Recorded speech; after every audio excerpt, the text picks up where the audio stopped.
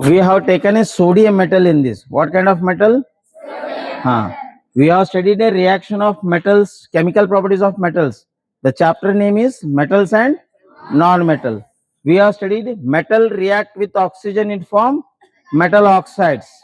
Metal oxide react with water, it form metal hydroxide. Okay. Now question arises in mind. This is the sodium metal. When sodium metal react with water, we have studied the metal reacts with water, it form metal hydroxide plus hydrogen gas. The liberation of hydrogen gas. The hydrogen gas can be see. Hydrogen gas nodak sadidya? Nodak sadidya? Illa. So what is the test name? Splinter test. Means if it was a limited quantity of the releasing hydrogen gas, we can do in the test tube or beaker. But we are putting very small amount of sodium. So you see that? Just observe it sodium metal, but don't touch by finger. You can see it. These all are the sodium metal. If I cut it,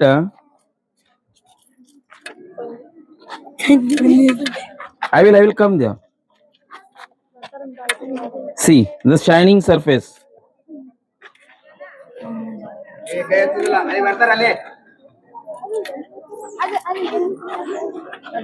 See the shining surface. So these are the sodium metals. Metals can be cut by knife, but all metals can be cut by knife. We cannot cut it. No. It's a kerosene. Okay, metals we can cut by easily. Because of reason, the most softest metal is sodium metal. Okay. See, we can see. Cut it. See, it will burn it. Okay, just check out it one time. Don't touch it, otherwise it will burn. Okay, now this sides we will come. Boys also let it see it. Now we are going to make an experiment. Sodium is reacted with the water. Just observe it. Is it clear? So easily we can cut the bifind. See here. Easily we can cut it because metal is a very soft metal. All metals cannot cut by knife, but this sodium metal we can cut by knife. Is it clear? So can we do the experiment now? Let's start.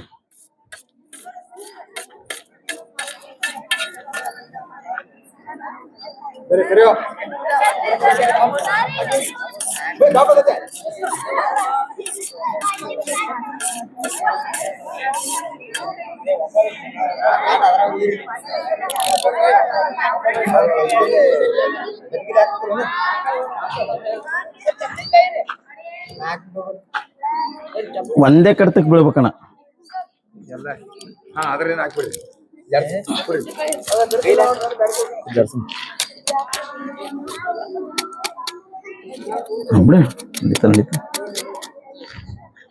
Okay,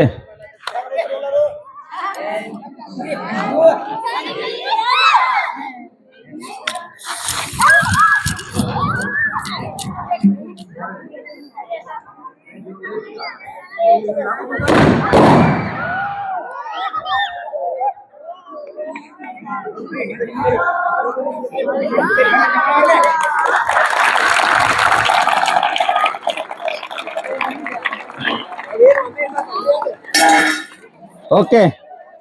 Now we will do another one thing. Just a minute. Which water is there in this? Sodium hydroxide water. Which water it is? Sodium plus water reacts with, it forms sodium hydroxide plus hydrogen gas. Why it was catch the fire? Because hydrogen gas came outside.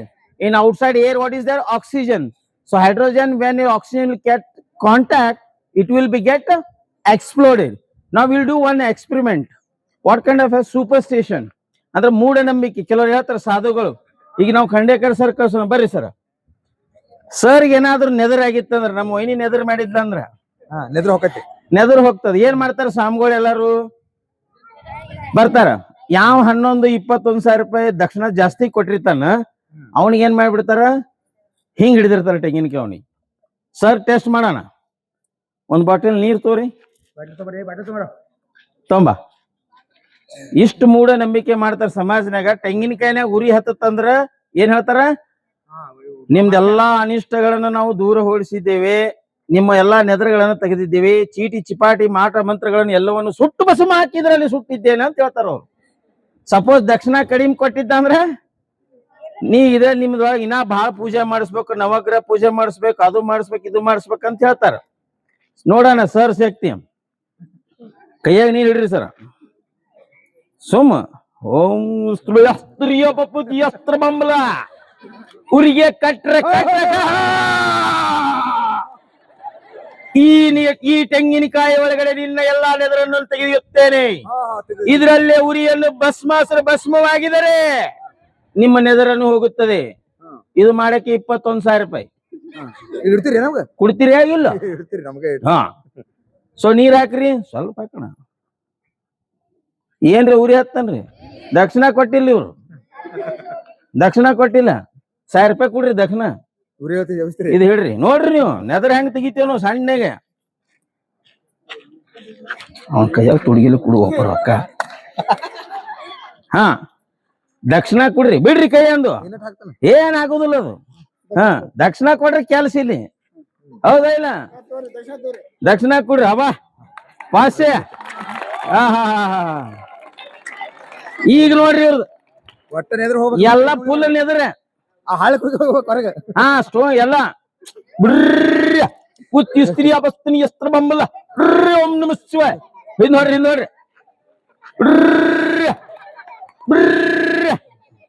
ನೀರ್ ಕುಡ್ರಿ, ನೀರ್ ಕೈಯಾಗ ನೀರ್ ತೋರಿ, ಬಿಡ್ರಿ. ಹಾಕೋಣ ಊಟ ಬಿಡು. ಬಿಡು ಸರ್ 500 ರೂಪಾಯಿ ದಕ್ಷಿಣ ಕೊಟ್ರೆ ಅದಕ್ಕೆ ಇವ್ರೆಲ್ಲ ನೆದರ್ ತೆಗೆದು ಬಿಟ್ಟೇವ್ ನಾವು. ಸೊ ಈ ರೀತಿ ಸಮಾಜದೊಳಗಡೆ ಮೂಢನಂಬಿಕೆಗಳನ್ನ ಹೇಳಿಸಿ ಎಲ್ಲವನ್ನು ನಮ್ದು ಏನ್ ಮಾಡ್ಬಿಡ್ತಾರ? ಸತ್ಯಾನಾಶ ಅಲ್ಲ, ಮಂಡ ಮುಚ್ಚಿಂಗ್ ಮಾಡ್ಬಿಡ್ತಾರ. ಅಂದ್ರೆ ಏನಾಗ್ತದ? ದುಡ್ಡನ್ನ ಮೂಢನಂಬಿಕೆಗಳು ಇಸದ. ಫಾರ್ ಎಕ್ಸಾಂಪಲ್ ಸರ್ ನೋಡು 500 ರೂಪಾಯಿ ಕೂಡ ಏನ್ ಮಾಡಿದ? ಉರಿ ಹಚ್ಚಿದಾನ. 500 ರೂಪಾಯಿ ಕುಳ್ಳಾರ್ದ ತೆಂಗಿನಕಾಯಿ ಹಿಂಗ್ ಹಿಡಿದೆ. ಇದ್ರ ರಹಸ್ಯ ಏನ್ ಗೊತ್ತಾ? I put the small sodium metal inside this annoyingly. ನಾ ಏನ್ ಹಾಕಿದ್ದೆ, ಆಮೇಲೆ ಏನ್ ಮಾಡಿದೆ? ಫಸ್ಟಿಗೆ ಅವ್ರು ನೀರ್ ಹಾಕಿದ್ರು, ನಾನು ಇಲ್ಲಿ ಹಾಕ್ಸಿದೆ ನೀರು. ಮುಂದ್ ರೊಕ್ಕ ಕೊಟ್ಟಿಂದ ನೀರ್ ಈ ಕಡೆ ಹಾಕ್ಸಿದೆ. ಯಾಕ ಕಿಶೆನಾಗ ರೊಕ್ಕ ಬಂದು ಅಲ್ಲ. Is it clear? So remaining experiments will go and do in the lab. So these are the 2 experiments which are dangerous. So that's why we brought outside. Is it clear everyone? Anybody have doubt in this?